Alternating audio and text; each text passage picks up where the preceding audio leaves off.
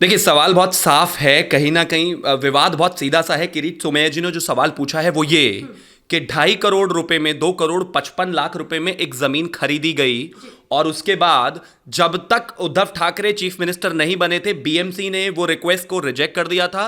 जैसे ही उद्धव ठाकरे 28 तारीख को बने, 29 तारीख को वो रिक्वेस्ट बीएमसी से एक्सेप्ट कर लिया गया, और उसमें वो जमीन को 2.5 करोड़ की जमीन को 900 करोड़ में बीएमसी खरीद रही है। अब मुझे एक चीज बताइए, वहां पर क्या सोने के पेड़ उग रहे हैं? वहां क्या उग रहा है ऐसा जो आप 2.5 करोड़ की जमीन को 900 करोड़ में खरीद रहे हो, जिसमें से 342 करोड़ रुपए ऑलरेडी बीएमसी पे कर चुका है। मतलब कुल मिला के ये है कि महाराष्ट्र की जनता को परेशान करो, देश की जनता को परेशान करो, और ऊपर से उनके टैक्स के पैसे की चोरी भी की जाए। किरीट सोमैया का, मेरा और इस देश की जनता का सवाल बहुत सीधा सा है उद्धव ठाकरे से कि आप सिर्फ इतना बता दीजिए कि उस 900 करोड़ में से कितने किकबैक्स आपको मिले हैं, कितना पैसा आपके घर में जा रहा है।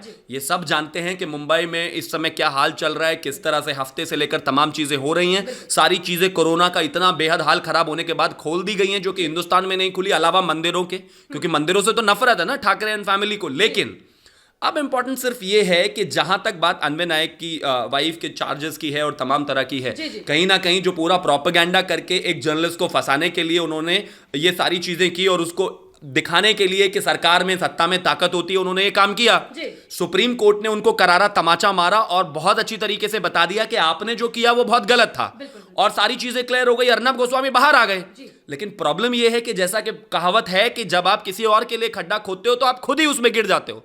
तमाम तरह की सोशल मीडिया पर पिक्चर्स वायरल हैं अन्वय नायक एंड फैमिली की। उसमें आपने देखा होगा किस तरह से करीबी वो शरद पवार के हैं, और किस तरह से ये जाल बुना गया। इसको समझने के लिए जनता को ज्यादा मेहनत करने की जरूरत नहीं है। लेकिन अब सवाल यह उठता है कि अब आपको इस पर संजय राउत जी जवाब देना पड़ेगा। हर 2 मिनट में बार बार बिल में से जैसे चूहा निकल कर आता है, उस तरह से आप निकल कर आते थे। हर 2 मिनट में बोलते थे, हर 2 मिनट में बाइट देते थे। आज जब बोल रहे थे, जब सवाल पूछा गया, तो कहते हमारी सरकार गिराने की कोशिश की जा रही है, ये प्लानिंग है, प्लॉटिंग है। हमें आपसे जुमलेबाजी नहीं चाहिए, हमें लेक्चर नहीं चाहिए कि सरकार गिरने वाली है, नहीं गिरने वाली है। एक पर्टिनेंट सवाल आपसे पूछा गया है, आप उसका सीधा जवाब दे दीजिए। आप जवाब दे दीजिए, जनता को समझा दीजिए। अगर ठीक होगा तो जनता मान लेगी। लेकिन ये कहना कि हमारे खिलाफ साजिश है और ये सब, अरे साजिश तो आप लोग करते हैं जो आपने की एक जर्नलिस्ट के साथ, साजिश तो आप करते हैं जो आपने कंगना के साथ की, साजिश तो आप करते हैं जो सुशांत सिंह राजपूत के केस में 65 दिन तक आपने एफआईआर नहीं की। तो साजिश में तो महाराष्ट्र सरकार मास्टर है। लेकिन अब आपकी जो काले कारनामे हैं, आपने जो इस देश के, महाराष्ट्र के लोगों को टैक्स का चूना लगाया है, अब उस पर जवाब दीजिए कि 900 करोड़ रुपए कहां रखे हैं? स्विस बैंक में तो नहीं रखे, और अगर नहीं रखे हैं तो जनता को आकर जवाब दे, और जवाब देना पड़ेगा। जनता के पैसे का हिसाब देना पड़ेगा। जो टैक्स का पैसा है वो किसी के बाप का पैसा नहीं है, जनता का पैसा है। सोशल वेलफेयर के लिए लगता है, जनता के काम के लिए लगता है, जनता के लिए बेहतर स्कीमें लगाएं उनके लिए लगता है। आप इतने सारे पैसे लगाकर 50 पुलिस वाले बेचकर अर्नब गोस्वामी को उठवाएंगे, उस केसेस में करोड़ों रुपए वकीलों पर खर्च करेंगे, उसके बाद 900 करोड़ के किकबैक्स भी लेंगे, इसके अलावा तमाम सारी चीजें करेंगे। आप बेहतर होता कि ये पैसा कोरोना में और महाराष्ट्र के विकास में लगाते तो महाराष्ट्र की जनता शायद सवाल नहीं पूछती। लेकिन अब तो जवाब देना पड़ेगा आपको। बिल्कुल बिल्कुल। देखिए, किरीट सोमैया जी ने सीधा सीधा सवाल किया जो आपके भी समझ आ गया, मेरे भी समझ आ गया, हालांकि जनता को भी समझ आ ही रहा होगा। वहां पर उन्होंने कहीं भी अर्नब गोस्वामी का जिक्र नहीं किया, दूर दूर तक भी। पर लेकिन जो अन्वय नायक की बीवी और बेटी हैं, उनका ये कहना है कि किरीट सोमैया इतने दिन से क्या सो रहे थे? जब मेरे पति ने आत्महत्या कर लिया, उनके साथ उनकी मां ने आत्महत्या कर लिया, तब किरीट सोमैया कहाँ थे? और अर्नब गोस्वामी एक अपराधी है, उन्हें आप कृपा करके ना ही बचाए। तो ये स्टेटमेंट को आप कैसे लेते हैं उनकी बीवी की? देखिए, इंपॉर्टेंट चीज ये है कि अन्वय नायक की फैमिली में जो भी सुसाइड हुआ उसके लिए ठीक है, ये गलत है, नहीं होना चाहिए किसी भी तरह से। Suicide is a crime basically. मतलब कहीं ना कहीं अगर ये होता है तो हमारे देश पर धब्बा है। लेकिन लार्जर पिक्चर में सिचुएशन ये है कि मेरा उस फैमिली से सवाल उतना सा है कि आज जब एक कंडक्टर मरा है 3 महीने की सैलरी ना मिलने की वजह से, उसने उद्धव ठाकरे और पूरी सरकार पर इल्जाम लगाया है, तो उनकी वाइफ से मैं ये पूछना चाहता हूं, तो अब क्या करें? आप ये कहेंगे कि उद्धव ठाकरे को भी गिरफ्तार कर लिया जाना चाहिए, या फिर बेबी पेंगुइन को भी गिरफ्तार कर लिया जाना चाहिए, या संजय राउत को भी कर लिया जाना चाहिए? यहां पर भी तो सुसाइड ही हुआ है। आपके जो पति हैं या फिर आपकी जो माताजी थी वो इंपॉर्टेंट थी, नहीं होना चाहिए सुसाइड। लेकिन यहां पर जो कंडक्टर ने किया वो भी तो वही है, और यहां पर क्रिमिनल इस देश की, उस प्रदेश की सरकार को बताया है उस व्यक्ति ने। तो उनकी तरफ से भी एक स्टेटमेंट ले लीजिए, कहें तो उन सरकार को गिरफ्तार कराएं, पहुंच जाएं सुप्रीम कोर्ट। जान चाहे अन्वय नायक के की हो, या फिर किसी एक नॉर्मल व्यक्ति की हो, या फिर किसी किसान की हो, अगर वो सुसाइड कर रहा है गलत है। और अगर अगर इस आधार पे लोगों को गिरफ्तार करना है जिस आधार पर अर्नब गोस्वामी को गिरफ्तार किया गया था, तो उसी आधार पर फिर उद्धव ठाकरे भी गिरफ्तार होने चाहिए, संजय राउत भी गिरफ्तार होने चाहिए, पूरी सरकार के लोग गिरफ्तार होने चाहिए। तो ये बेकार की बात है। मुझे लगता है इसको पॉलिटिसाइज ना किया जाए, ज्यादा बेहतर है। यहां पर एक फाइनेंशियल ट्रांजैक्शन फ्रॉड की बात चल रही है। 2.5 करोड़ की जमीन, जो पहले शायद जमीन थी और उसके बाद वो सोना हो गई, वो 900 करोड़ की हो गई सिर्फ कुछ समय में। हाँ, अवैध जमीन वो 900 करोड़ की हो गई। मुझे तो नहीं लगता हिंदुस्तान में आज तक इससे महंगी जमीन कभी कही होगी। मतलब घोटालों में और जमीन चोरी के मामले में इस देश के सबसे बेहतरीन इंसान जो है राहुल गांधी के जीजा जी हैं, लेकिन यहां पर तो उद्धव ठाकरे ने उनको भी फेल कर दिया। मतलब इतना बूस्ट तो हिंदुस्तान में कहीं नहीं है। अरे कोरोना की वजह से सारी दुनिया की इकोनॉमी इतनी बुरी तरीके से बर्बाद है और आप 900 करोड़ की जमीनें खरीद रहे हैं और किकबैक्स ले रहे हैं। इंपॉर्टेंट ये है कि सारी चीजें छोड़कर जो अर्नब गोस्वामी के साथ आपने किया, जनता ने देखा, देश ने देखा, सुप्रीम कोर्ट ने आपको डांट लगाई। आपने जो कंगना के साथ किया उसके बाद पूरे देश की जनता ने देखा किस तरह से एक देश की बेटी को हरामखोर बोला गया। ये पूरे देश ने देखा, सब कुछ ये पूरा देश देख रहा है। और उसके बाद से हुआ ये है कि इस देश की सबसे ज्यादा जो नफरत करने वाली सरकार है, मतलब इस देश की जनता अगर इस देश में सबसे ज्यादा किसी सरकार से नफरत करती है तो वो उद्धव ठाकरे हैं। पहले इस चार्ट में अरविंद केजरीवाल लीड करते थे, लेकिन अभी तमाम बेहतरीन उछाल के बाद जो है उद्धव ठाकरे सरकार को सबसे ज्यादा नफरत ये देश की जनता करती है। लेकिन अब आपको जवाब रियलिटीज पे, रियल इश्यूज पर देना पड़ेगा। कोरोना पे आप कुछ नहीं कर पाए। पालघर लिंचिंग में एक साधु चीख चिल्ला रहा था, आपका पुलिस वाला बराबर में खड़ा हुआ था, अगर चाहता तो एक हवाई फायर करके भी उनकी जान बचा सकता था। पूरे देश ने वो देखा किस तरह से एक साधु अपने इब्राहिम की भीख मांग रहा था और वो मर गया बीच चौराहे पर। 100 लोगों ने निकलकर उसको मार दिया। आप कुछ नहीं कर पाए।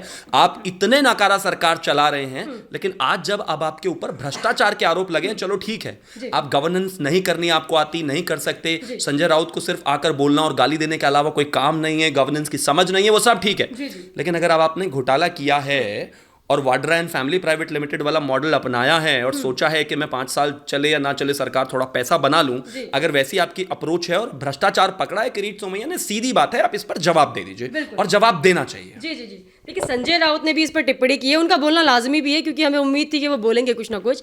संजय राउत जी का कहना है कि रश्मि ठाकरे पर जो भी इल्जाम लगाए जा रहे हैं उनको उसको सरे से खारिज कर दिया कि कुछ भी ऐसा नहीं है, ये सब अफवाहें हैं। साथ ही बोल रहे हैं कि हम कोशिश करेंगे कि हम भाजपा को 25 साल तक महाराष्ट्र में ना आने दें।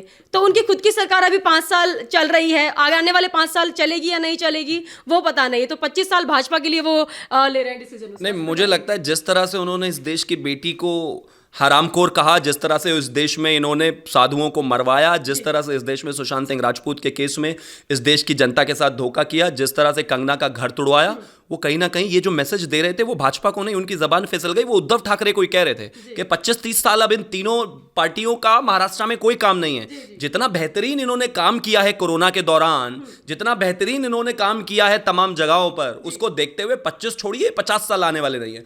अल्टीमेटली आदमी के जबान पर दिन में एक बार सरस्वती जरूर बैठती है। सरस्वती उनकी जबान पर बैठी थी, बस इतना है कि वो जोश में भाजपा बोल गए। बोल वो शिवसेना ही रहे थे, क्योंकि आपने जिस तरह से काम किया है पिछले 1 साल का भी अगर हम ट्रैक रिकॉर्ड उठाकर देखें, आप कहां सक्सेसफुल हुए हो। आप मुझे एक चीज बता दीजिए, किसी सुबह उठकर संजय राउत ने कोई एक बाइट दी हो महाराष्ट्र के विकास के बारे में? नहीं दी। उद्धव ठाकरे दशहरे पर लोगों को ग्रीट कर रहे हैं और निकलकर ये कहते हैं कि शेर को अगर छेड़ोगे तो शेर तो पलटकर जवाब देगा ही। जी जी। अब मुझे समझ में नहीं आता कि वो अपने विपक्ष की भूमिका से, वो गुंडागर्दी से बाहर निकलकर आए हैं कि नहीं अभी तक, क्योंकि सरकार पर अगर कोई टिप्पणी करता है तो पलटकर आप जवाब नहीं देते हो। आपके पास अथाह पावर होती है और वो कॉन्स्टिट्यूशन सरकार को पावर इसलिए देता है ताकि वो मास लेवल पर अपनी जनता के लिए, जनता के हकों के लिए लड़ सके और उनके राइट्स रिजर्व कर सके और उनको बेहतर जीवन दे सके। और एक chief minister, elected chief minister खड़ा होकर कह रहा है कि अगर शेर को छेड़ोगे तो शेर तो पलटकर मारेगा ही। इसका मतलब ये हुआ कि आप मान रहे हैं कि आप सिर्फ और सिर्फ बदले की कार्रवाई कर रहे हैं पिछले 1 साल से। अगर यही करते रहे तो जैसा आदरणीय श्री श्री संजय राउत जी ने कहा है, 25 साल ये लोग छोड़िए, 50 साल ये सरकार में आने लायक नहीं है और लायक भी नहीं है। क्योंकि जिस तरह से आपने इनका ट्रैक रिकॉर्ड देखा, तमाम चीजें देखी, क्या इन्होंने ये सब किया है, इसको देखते हुए महाराष्ट्र की जनता इनको नहीं चाहेगी। 25 पुलिस वाले भेजे थे ना अर्नब गोस्वामी को गिरफ्तार करने के लिए, 200 पुलिस वाले लगाकर उसी महाराष्ट्र में आपकी छाती पर मूंग दलने के लिए उस व्यक्ति को निकालते वक्त आपको सिक्योरिटी देनी पड़ी। यही आपका कारनामा है, यही आपकी रियलिटी है, और यही आपका महाराष्ट्र की जनता का आपके लिए प्यार है। महाराष्ट्र की जनता अब आपसे प्यार नहीं करती, नफरत करती है और चाहती है कि किसी तरह से ये जो गुंडागर्दी वाली सोच है, जिस तरह से ये बात है कि हम तो बदला लेंगे ही लेंगे, जिस तरह से ये हरामखोर और तमाम लोग ये कहने वाले लोग हैं, इनका नहीं चाहती गवर्नेंस। महाराष्ट्र हमेशा एक लीडिंग स्टेट हिंदुस्तान में रहा है, फाइनेंशियल कैपिटल कहा जाता है, सबसे ज्यादा टैक्स कलेक्शन से लेकर तमाम चीजें वहां से आती हैं। लेकिन अगर उसके ऊपर एक ऐसी सोच वाली सरकार बैठ जाएगी जिसको सिर्फ गुंडागर्दी वाला एक काम आता है, तो कहीं ना कहीं वो स्टेट तो बर्बाद हो जाएगा ना। उस स्टेट के लोग प्रोग्रेसिव लोग हैं और वो एक प्रोग्रेसिव माइंड ही चाहते हैं। ऐसा तो बिल्कुल नहीं चाहते कि उनका चीफ मिनिस्टर और पूरी सरकार बस कैट फाइट में लगी रहे, एक दूसरे से लड़ते रहे, तमाम चीजें करते रहे। देश जनता के लिए कीजिए, प्रदेश की जनता के लिए कुछ काम कीजिए, लेकिन आपने किया नहीं है। अब आप 25 छोड़िए, मुझे लगता है पहली बात तो ये टर्म ही आप 5 साल पूरा कर लें, बहुत बड़ी बात हो जाएगी। पहले ही आप बैकडोर से निकल कर आए हो, लेकिन अगर गलती से आप ये 5 साल कर भी गए तो यकीन मानिए 1 साल में इनका ये हाल है तो आने वाले 5 साल में ऐसा ना हो कि 12 की 12 करोड़ महाराष्ट्र की जनता इनके ऑफिस के सामने बैठी हो कि सरकार गिरनी चाहिए। एक आखिरी सवाल मैं आपसे करना चाहूंगी यहाँ पर। रश्मि ठाकरे ने जो जमीनी विवाद इनका आ रहा है, जो घोटाला इन्होंने किया है, ये सुनने के बाद एक घोटाला एक और मेरे मन में आ गया, जो राबड़ी देवी जी का आया था नाम जमीनी विवाद में। तो क्या नक्शे कदम पे चल रही है अभी रश्मि ठाकरे भी? देखिए, इस समय बीजेपी वर्सेस ऑल है, एनडीए वर्सेस ऑल है पूरे देश में। कहीं पर भी जाइए, अपनी यूपी में आपने देखा होगा, पहले यूपी को ये 7 पसंद है, राहुल गांधी और अखिलेश यादव। फिर याद होगा आपको मतलब एक बुआ और बबुआ का गठबंधन हुआ, वो टूट गया। फिर याद होगा आपको महाराष्ट्र में किस तरह से जो लोग एक दूसरे को गालियां देते थे, नफरत करते थे, वो इकट्ठा हो गया। अभी वेस्ट बंगाल में लेफ्ट और टीएमसी का साथ आने का चल रहा है। मतलब जहां जहां पर भारतीय जनता पार्टी है, आज पूरे देश में है, जहां जहां पर पूरी देश और पूरी मतलब दुनिया में अगर मैं बात करूं, सबसे बड़ी पार्टी तो है ही, लेकिन जिस तरह से आदरणीय नरेंद्र मोदी जी की लोकप्रियता बढ़ रही है, जितने भी ये सारे लोग हैं जो सिर्फ अपने परिवार के लिए, अपने बेटों के लिए धन संपत्तियां जोड़ रहे हैं, अपने परिवार के, अपने बच्चों के लिए मतलब जानवरों का भी चारा खा जाते हैं, अपने लिए 5,000-6,000 करोड़ बनाता है। एक स्कूल मास्टर हैं जिनका मतलब कैपिटल क्या रहा, आज उनके बेटे के पास 6,000 करोड़ उनकी प्रॉपर्टी एसेट है। आज जब इस तरह के लोगों को, परिवारवाद वाले लोगों को टक्कर मिल रही है और उनको पता है कि उनका आधार खत्म होना है, क्योंकि जनता करेगी ही। मतलब इस देश की जनता ने ये बात मान ली है कि बिना तथ्यों का डेटा और नाकारा बेटा चाहे किसी का भी हो, चलेगा नहीं वो, क्योंकि जनता अब इस चीज को बहुत देख चुकी है। परिवारवाद बहुत चुका है। पहले सिर्फ कांग्रेस में होता था, जितनी भी क्षेत्रीय पार्टियां, वो मेरा बेटा, भाई, चाचा, ताऊ, मामी, फूफा, सब यही चल रहा है। भाई जनता के बीच में जाइए और जनता से वोट लीजिए। आप कितना भी इकट्ठे हो जाएं, और नरेंद्र मोदी जी को लेकर तो ये सवाल है कि कितने भी मतलब गीदड़ इकट्ठे हो जाएं, एक शेर की बराबरी नहीं कर सकते।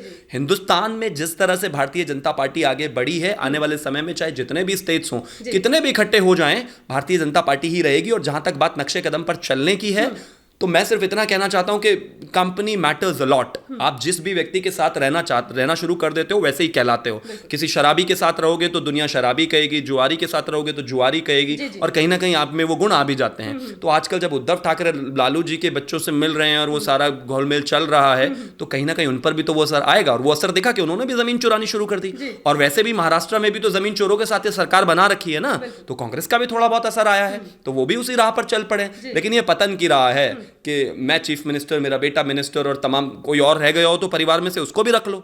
जनता अब इस सोच को बिल्कुल नकारने वाली है, और आने वाले समय में देखिएगा संजय राउत की बात बिल्कुल सही होगी कि 25 साल सरकार में दिखेंगे नहीं। जी जी जी, बहुत बहुत धन्यवाद आपका।